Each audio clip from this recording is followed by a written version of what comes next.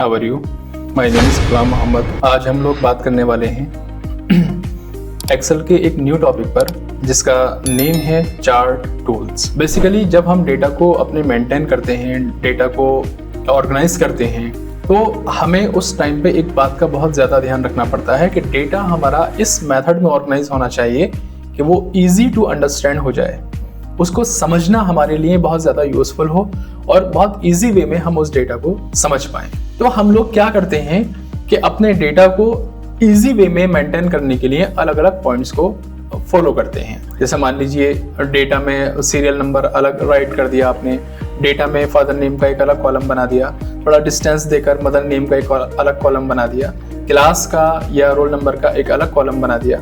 इसी तरह से डेटा आपका किसी भी टॉपिक से रिलेटेड हो सकता है और उसमें आप अपना अलग अलग टाइप से डेटा को मेंटेन करते हैं। लेकिन एक बात और भी आती है कि हम डेटा को ज़्यादा से ज़्यादा यूजफुल कैसे बना सकते हैं। तो जब भी हम अपनी थ्योरी को किसी ग्राफिकल लुक में प्रेजेंट कर दें, उसको अपनी थ्योरी को हम एक ग्राफिक्स के थ्रू अगर शो कराना चाहें, फॉर एग्जांपल जैसे हमारे पास में ग्राफ पेपर होता है, उस पर हम डेटा को शो कराते हैं। एक एग्जाम्पल के तौर पर हम लेते हैं कि एक क्रिकेट मैच में प्लेयर ए ने इतने रन बनाए तो उसका ग्राफ इतना अप चला गया, प्लेयर नंबर 2 ने इतने रन बनाए तो उसका ग्राफ इतना हो गया। तो जैसे हम अपने डेटा को ग्राफ के थ्रू अगर प्रेजेंट कराना चाहें तो हमारा डेटा हमारे समझने के पर्पज से वो इजी टू अंडरस्टैंड हो जाता है और उसको हम इजीली गेट कर पाते हैं। तो आज हम इस टॉपिक में यही पढ़ने वाले हैं कि अगर हम अपने डेटा को ग्राफ में कन्वर्ट करना चाहें तो कैसे कन्वर्ट करते हैं, और साथ ही साथ में हम ये भी पढ़ेंगे कि डेटा को अगर हम अपने हिसाब से ऑर्गेनाइज करना चाहें उसको और ग्राफ को फ्लेक्सिबल बनाना चाहें तो वो कैसे बनाते हैं। तो दो टॉपिक आज हम इस क्लास में कवर करने वाले हैं कि how to convert the data into graph and how to make the graph as a flexible. जैसे आप मान लीजिए मंथ वाइज रिकॉर्ड देखना चाहते हैं, आप क्वार्टरली रिकॉर्ड देखना चाहते हैं, आप हाफ ईयरली रिकॉर्ड देखना चाहते हैं या फिर एनुअल रिकॉर्ड देखना चाहते हैं, तो वो डिपेंड करता है कि आपका ग्राफ भी उसी डेटा के अकॉर्डिंग ऑर्गेनाइज होना चाहिए। तो आइए स्क्रीन पर हम लोग देखते हैं कि डेटा को कैसे मेंटेन करना है। जैसे कि आपके सामने प्रेजेंट है, हमारे पास में एक प्रोडक्ट की एक शीट है जिसमें सीरियल नंबर हमने मेंशन किया हुआ है और प्रोडक्ट में टीवी, एसी, कार, लैपटॉप ये सब मेंशन है। रिकॉर्ड है हमारे पास में जनवरी, फरवरी, मार्च और टोटल 3 महीने की ये हमारी एक कंपनी की सेल है और यहाँ पर जनवरी का फुल रिकॉर्ड आपके सामने मेंशन है, इसी तरह से फरवरी का और इसी तरह से मार्च और इसी तरह से टोटल। क्या है कि टीवी जनवरी मंथ में कितना सेल हुआ तो 500 क्वांटिटी में सेल हुआ, और अगर हम टीवी देखना चाहें कि जनवरी, फरवरी और मार्च में यहां से लेके यहां तक कितना सेल हुआ है तो हम उसका टोटल देख सकते हैं कि वो 1800 क्वांटिटी में सेल हुआ है। इसी तरह से एसी को देखना चाहें, हम देखना चाहें कार को और हम देखना चाहें लैपटॉप को, तो ये हमारी कंपनी की प्रोडक्ट की एक रिपोर्ट है, सेल रिपोर्ट जिसे हम कहते हैं। साथ ही साथ में हमारे सामने यहाँ पर इसका एक ग्राफ बना हुआ है, आप लोग यहाँ देख पा रहे होंगे, ये हमारे पास में ग्राफ है और इस ग्राफ की हेल्प से हम डेटा ऑर्गेनाइज कर पा रहे हैं। इसका पहले मैं आपको छोटा सा प्रीव्यू दिखा दूं। फॉर एग्जाम्पल यहाँ पर जो डेटा आप देख पा रहे हैं ये 2 नंबर है, ये हमारे पास प्रोडक्ट है और ये हमारे पास मंथ वाइज। मैंने यहाँ पर लिखा 1, तो गाइज आप देखिए कितना इजी वे में आपका ग्राफ भी चेंज हो गया और आपकी थ्योरी भी चेंज हो गई। तो यही हमारा टॉपिक है कि ग्राफ को कैसे बनाना है प्लस उसको कैसे फ्लेक्सिबल बनाना है। तो फर्स्ट ऑफ ऑल मैंने सारे ग्राफ को यहाँ से डिलीट किया। ओके, ग्राफ हमारे पास से खत्म हो गया। अब हमारे पास में ये प्रोडक्ट है तो यहाँ से हमने इस प्रोडक्ट को भी क्या करना है, डिलीट कर देना है। तो मैंने कंप्लीटली इसको डिलीट कर दिया, तो हमारे पास यहाँ कोई वैल्यू नहीं है। अभी हमारे पास में कुछ नहीं है, सिर्फ ये डेटा है और इस डेटा की बेस पर हम लोग क्या चाहते हैं कि इस डेटा की बेस पर हम लोग मंथ वाइज रिकॉर्ड भी देखना चाहते हैं और इसी डेटा की बेस पर हम लोग इसके ग्राफ को मेंटेन भी करना चाहते हैं। कैसे करेंगे वो देखते हैं। सबसे पहले जिसका आपको रिकॉर्ड देखना है वो चीज आपके पास होनी चाहिए, तो मैंने यहाँ से Ctrl+C किया और इसको Ctrl+V कर लिया, तो हमारे पास ये प्रोडक्ट की एक रिपोर्ट आ गई। ये प्रोडक्ट हैं, ये हमारे पास में सीरियल नंबर है, तो मैंने यहाँ पे सीरियल नंबर को कॉपी कर लिया क्योंकि इसकी बेस पर हमें डेटा को फाइंड करना है। अब जो प्रोडक्ट है वो मंथ वाइज हमारे पास में आना चाहिए, तो यहाँ पर भी है, लेकिन मुझे एक अलग सेपरेट प्लेस पर वो चीजें चाहिए। तो जनवरी का रिकॉर्ड हमारे सामने आए, इसके बाद में फरवरी का रिकॉर्ड हमारे सामने आए, उसके बाद में मार्च का रिकॉर्ड हमारे सामने आए। गाइस, आप लोग जिस रिकॉर्ड को गेट करना चाहते हैं उसको आपको एक नंबर प्रोवाइड करना है। जैसे आप जनवरी से रिकॉर्ड मेंशन करना चाहते हैं तो जनवरी वाले कॉलम को आपको 1 कंसीडर करना है, इट्स अ कॉलम नंबर 1, क्योंकि इसी का रिकॉर्ड चाहिए इनकी बेस पर। ओके, फरवरी को आपको कंसिडर करना है, ये 2 है, और मार्च को ये कंसिडर करना है, ये हमारा 3 है, और टोटल को ये कंसिडर करना है, ये हमारा 4 नंबर है। तो ये हमारा 1, ये हमारा 2, ये 3 और ये हमारा 4। तो इजी हो गया कि ये हमारा एक नंबर बन गया, इसको हम इंडेक्स नंबर भी कह सकते हैं। तो यहां पर मैंने फॉर एग्जांपल राइट कर दिया आपकी पहचान के लिए कि ये हमारा इंडेक्स नंबर है, लाइक दिस, ये मैंने राइट किया। आप देख पा रहे होंगे मैंने इसको थोड़ा सा फॉर्मेटिंग में अप्लाई कर दिया। ओके, इंडेक्स नंबर हमने इसको क्या बनाया है, इंडेक्स नंबर ये हमारा 1 है।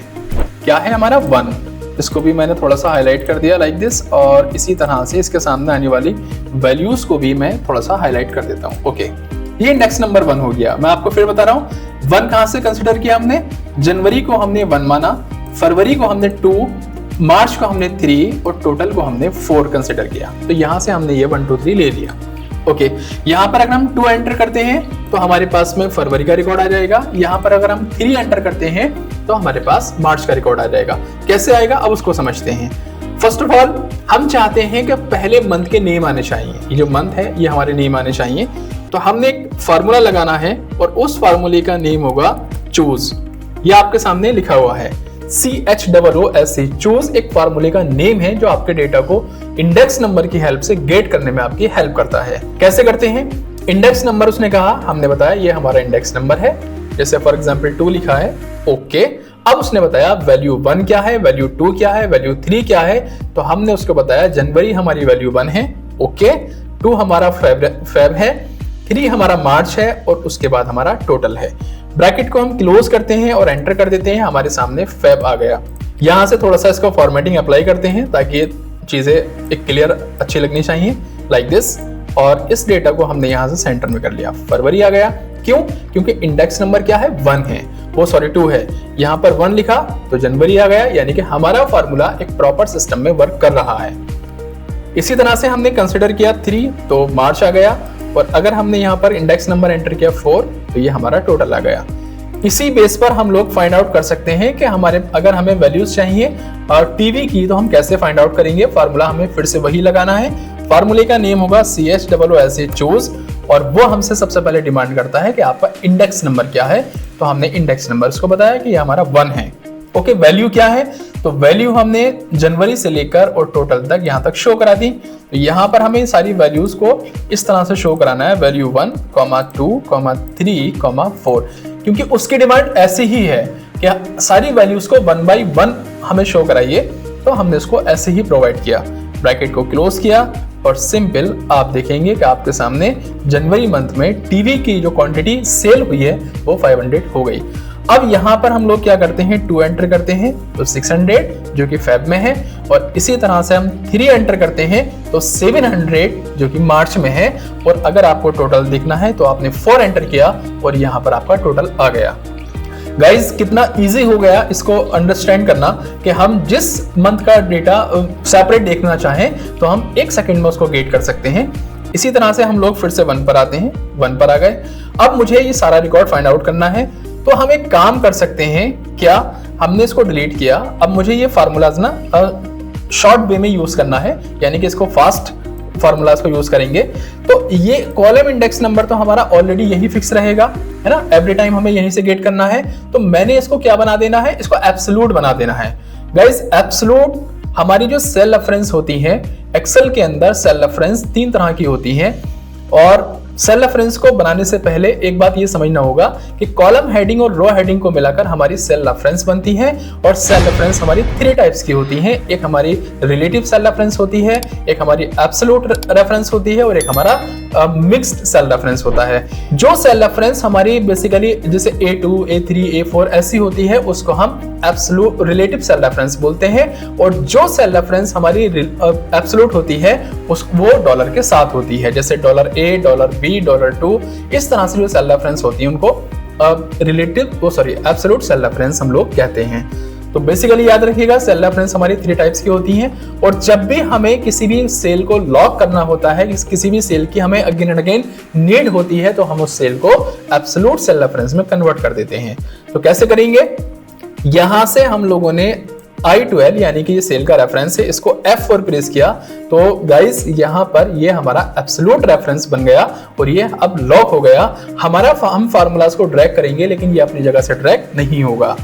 तो हमने इसको यहां से ड्रैग किया लाइक दिस, तो सब जगह आपका आंसर 1 सेकंड में आ गया, क्योंकि आपने जनवरी को और 500 से लेकर 400 तक सबको रिलेटिव रखा है और इसको एब्सोल्यूट बना दिया।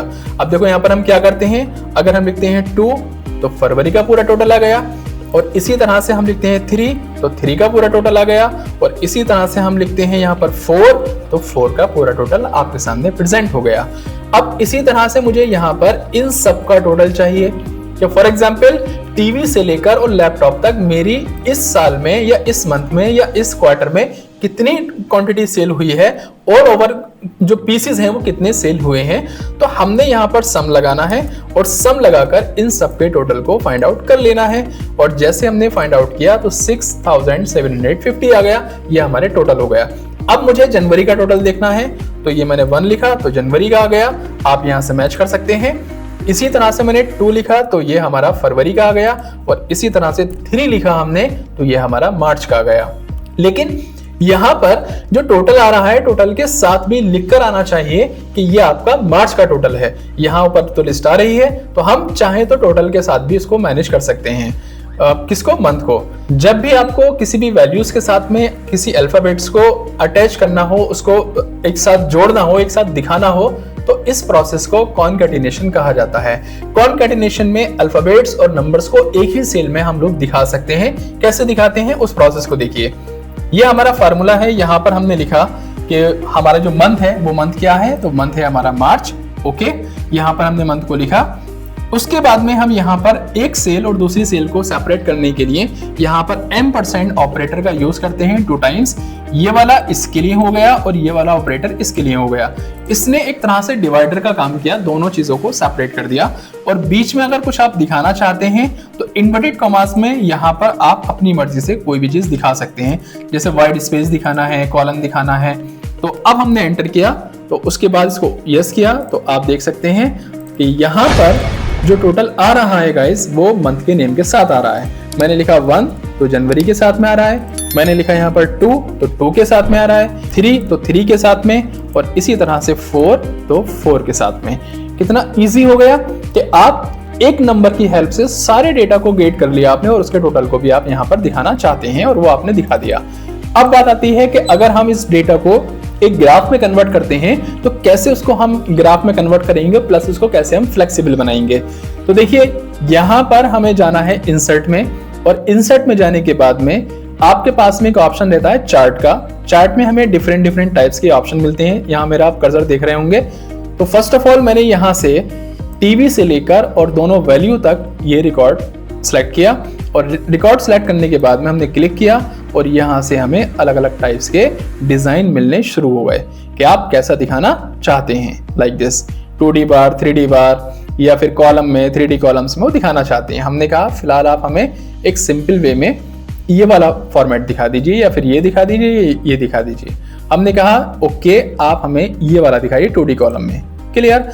इस चार्ट पर लिखा हुआ है टाइटल, इस पर क्लिक करेंगे आप, यहाँ से लाइक दिस इसको इरेज करेंगे, और यहाँ लिख देंगे आप सेल रिपोर्ट। ये हमने सेल रिपोर्ट लिखा, ठीक है, रिपोर्ट फॉर द कंपनी। जो आपकी कंपनी है उसके लिए आपने सेल रिपोर्ट बनाई, और इस ग्राफ को आपने यहाँ या किसी भी साइड में जहां आप चाहते हैं उसको उठाकर रख सकते हैं। फॉर एग्जाम्पल मैंने इसको यहाँ साइड में रख दिया, ऐसे देख सकते हैं। अब क्या हुआ, ये ग्राफ तो बन गया, पहला क्वेश्चन तो आपका यहाँ सॉल्व हो गया। अब इसको फ्लेक्सिबल कैसे बनाएंगे, तो ये फ्लेक्सिबल ऑलरेडी बन चुका है। कैसे? जैसे आपने यहाँ पर 1 एंटर किया तो आपका ग्राफ ऑटोमेटिकली चल रहा है। यहाँ पर आपने 2 एंटर किया तो आपका ग्राफ फिर चेंज हो गया। यहाँ पर आपने 3 एंटर किया तो आपका ग्राफ फिर चेंज हो गया। तो आप अपने कंप्लीट डेटा से डेटा को शॉर्ट फॉर्म में भी ला सकते हैं, समराइज भी कर सकते हैं, प्लस उसका हैंड टू हैंड ग्राफ भी बना सकते हैं। सो गाइज, आप लोगों को समझ आया होगा कि किस तरह से हमें डेटा को चूज फंक्शन की हेल्प से गेट करना है और फिर उसे एक फ्लेक्सिबल ग्राफ में कन्वर्ट करना है। तो आई होप दैट कि आपको सारी चीजें क्लियर हो गई होंगी। फिर भी अगर कोई चीज क्लियर नहीं होती है तो व्हाट्सएप नंबर पर आप कांटेक्ट कर सकते हैं या कमेंट में उस क्वेश्चंस को आप पूछ सकते हैं। इंशाल्लाह मिलते हैं एक नेक्स्ट क्लास में एक न्यू टॉपिक के साथ में और एक्सेल के कुछ न्यू फार्मूलाज के साथ में। इस चैनल से आप लोग कनेक्ट रहिए और मोर एंड मोर वीडियोस आपको इससे रिलेटेड मिलती रहेंगी। Thank you.